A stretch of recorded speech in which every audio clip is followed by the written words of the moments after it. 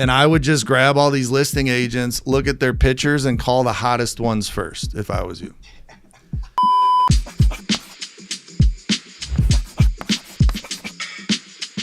It's such a simple conversation where, you know, whether you're calling a buyer or a listing agent that listed a flip, you want to let them, you want to be familiar on the phone. I always say, how have you been? So they think they've worked with me before. So I would say something like, hey, Eric, how you been? Amazing. Awesome, dude. I don't know if you remember me or not. Tony from Prime Partner Realty. We were talking about a deal months ago. It's okay if you don't remember me, but I do have a deal here in Salisbury. It's a great opportunity for a flip. And I remember you flipped 456 Long Street, and it looks like you did pretty good on that one. You looking for another opportunity out there? Yeah, as long as the numbers make sense. Yeah, man, the numbers are great on this one. You're one of the first people I called because you flipped one so close to the one I have. I think you'd be a great fit for it. So I haven't even sent it out to anybody else. I'm going to send you the link right now in a text message. This is a 2-1, 963 square feet. It's in rough shape, but that's why it's priced at 60 grand. We got an ARV of 200,000 because of the recent flips in the area. I think you can get into this thing at 60 grand, put 50, 60 into it, and make a quick 80 grand on this thing. Yeah, send me that link, buddy. Cool. Let me just verify a few things, Eric, just so I have your information right and I can send you deals that fit your buy box. And then I would go down and I would start asking Eric, like, is your name spelled correctly? Do I have the right phone number to text you? What's a good email for you? I'm going to send you an email with all my information. Eric, how long you been flipping? And then I'll start like trying to get them to open up. Are you from Salisbury? Do you live there now? Why do you like Salisbury? Do you like to flip? Do you like to buy and hold? Are you buying cash? Do you use a lender? How quick can you typically close? Like, all those questions are in the script. So I'm going to go through those types of questions, get his buyer's information right. And then I'm going to start talking about the deal again, and get a commitment out of them to at least walk the property and say that the 60,000 or that range is good pending a walkthrough. So I'm on that call. I'm going to get a commitment from him of, hey, Eric, you've seen the photos now, you know the comps, you know the area.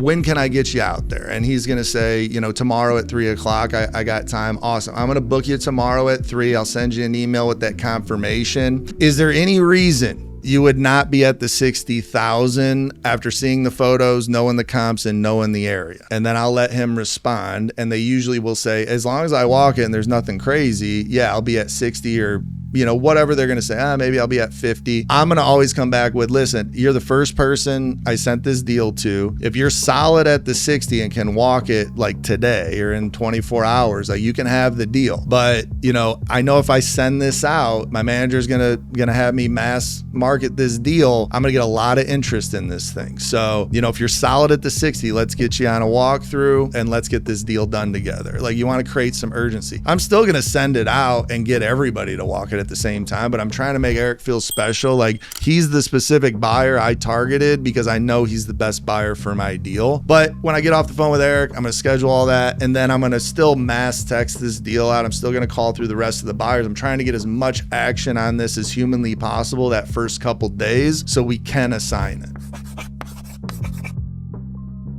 I wouldn't be like super exclusive, but I always say you're one of the first buyers. I only sent this out to you. I only have a couple other buyers that I sent this to, something like that. So they're not surprised when they walk it with other people. But like, we're trying to schedule this and give a time limit as well. So if Eric, even if it's vacant with a lockbox and Eric says tomorrow at 3, every other buyer I talk to, I'm going to tell them there's a walkthrough tomorrow at 3. Can you make that time? If they say yes, I'm going to schedule everybody at the exact same time if it's vacant with a lockbox. If they can't make it at 3:00, I'm going to tell them, you know, a different time they can go because it's not a lockbox. I don't want to lose this buyer, but I'm going to try to push everybody out there at the same time so all these buyers can show up, hopefully 5, 6, 7 of them, where they're like, oh shit, this is a hot deal. Let me walk it. Let me put my offer in fast.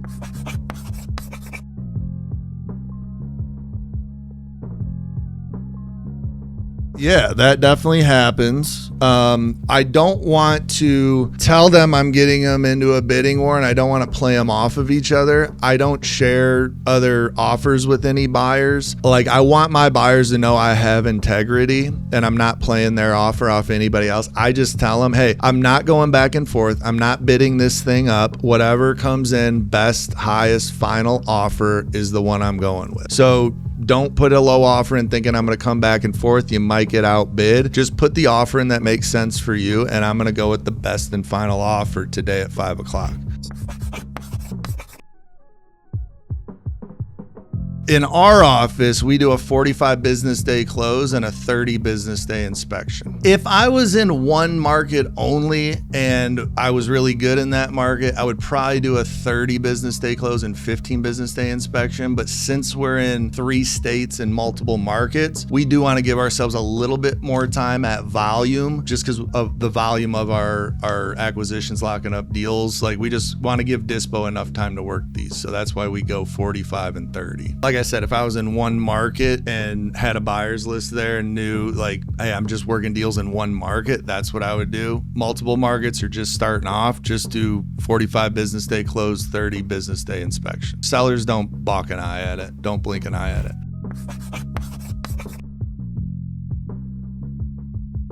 I do. Yeah. I just have never seen that automatic ARV be extremely accurate. So you can hide that while you're making that listing. Well, we're going to be in touch with that seller because I don't know if I've ever done a 6-month contract that we haven't closed in like 90 days or less. They say 6 months, but usually they want to close a lot quicker. I would still, like, let's say they did need the 6 months. Whatever that timeline is, I would start marketing like 6 weeks out, just like you would on the contract. You know, I would give myself 30 days to market this deal. And then after your inspection period basically is up, then you would have 2 weeks till it closed. So always set your inspection period up 2 weeks before the closing date. It puts you on a timeline to get this thing assigned, and it doesn't put your seller in a situation where you're going to cancel 2 days before close. Like, if you do not have a buyer before your inspection date is up, then just send a cancellation and call your seller and say, hey, I have to cancel this deal because the condition was too much, or try and get a reduction. Specifically for dispositions, I would say Investorbase. Overall, I would pick Propstream because you can run good comps on Propstream. So like if you're using it for acquisitions and dispo, Propstream for sure, because you can run comps on it really easily, where Investorbase doesn't really run comps that well. If you're using one of these softwares specifically to build a buyer's list, Investorbase by far. And I would just grab all these listing agents, look at their pictures, and call the hottest ones first if I was you.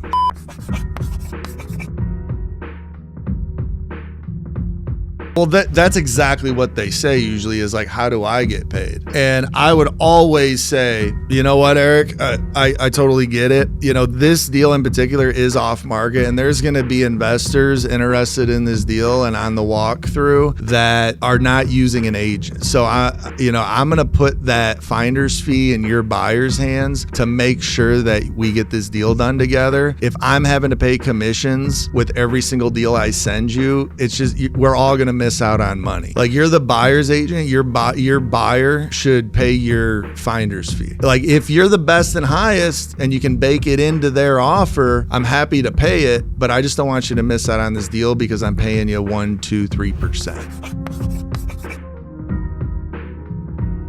40% probably we pay them. Yeah, 60% they do put it in their buyer's hands. I'd say that's a good, rough estimate, especially on like listing agents. It's a way easier pitch with a listing agent because a listing agent is going to get the commissions on the flip. So they're already going to get paid on the exit. So that's a way easier thing for a listing agent to be, oh yeah, I'm going to get paid on the flip anyway. Most of the time, if we are paying a finder's fee to a buyer's agent or a listing agent that we found, they are baking it into the offer and getting their buyers up, $2,000 or whatever. So we're paying it, but they got their buyer up enough to where it can come out of our end and they're still the best and highest. So just make sure you're having that conversation with them.